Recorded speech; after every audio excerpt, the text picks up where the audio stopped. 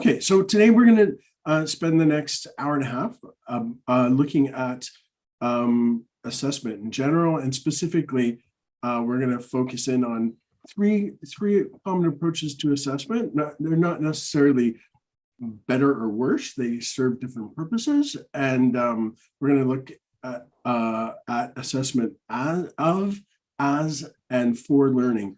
And I'm going to, hopefully, we're going to keep this kind of interactive. So there'll be a couple of times I'll send you guys off to breakout groups to discuss.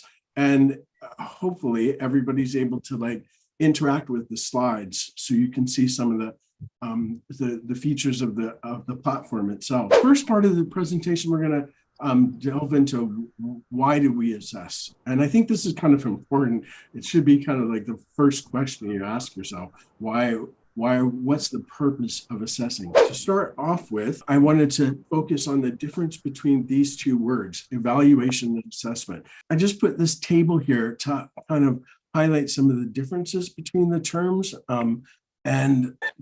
Basically, again, what came out in your conversations, right? The timing, orientation, and the findings and uses of the information that you get from these two practices. So assessment theoretically tends to be more formative, right? And information that the student gets is kind of ongoing, and it's designed to improve learning, where evaluation is summative, final, and it's to kind of gauge the quality, right? And if you Google the definition, that's definitely part of the definition. The orientation to the focus of the measurement, right? Assessment tends to be process orientated, looking at how the process of learning is going and getting feedback on that. Whereas evaluation tends to be more product orientated. So the actual finished product is what kind of gets judged, right? And with an assessment, it's more kind of a metacognitive learning processes. That's where you're going to get the feedback. And finding the uses of, so assessment can be diagnostic, identify areas for improvement.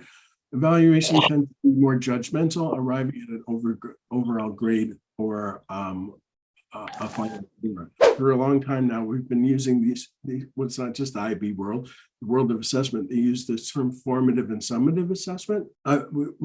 Formative assessment tends to happen during the learning process, and summative assessment, of course, happens usually after the process. But I think these two processes don't have to be mutually exclusive. And I've heard a lot when I visit schools. I still do quite a few school visits. And I'll talk to teachers, and they're saying our school says we should have three formative assessments and one summative assessment. And I've never really known where this comes from, this idea of putting a number on this. And I think it might be like some school leaders want it to happen, so they've assigned a number to make sure it happens a little bit. Summative assessment tends to happen at the end, like we mentioned before. It's kind of akin to evaluation. It determines if the instruction was successful or not at the end, and it may provide information to the learner that will be useful in the future, but the information is provided after the learning is finished. So summative assessment tends to be kind of, I guess, more formal, more traditional.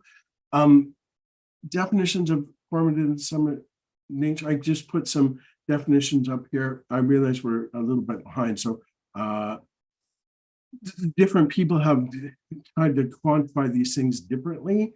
One of the guys, Dylan Williams, he this is quite old now, but he was one of the researchers that really brought out the import. He was talking about assessment as learning, like that. His writing mostly deals with that, and it talks about the power of feedback, right? And that's kind of his specialty.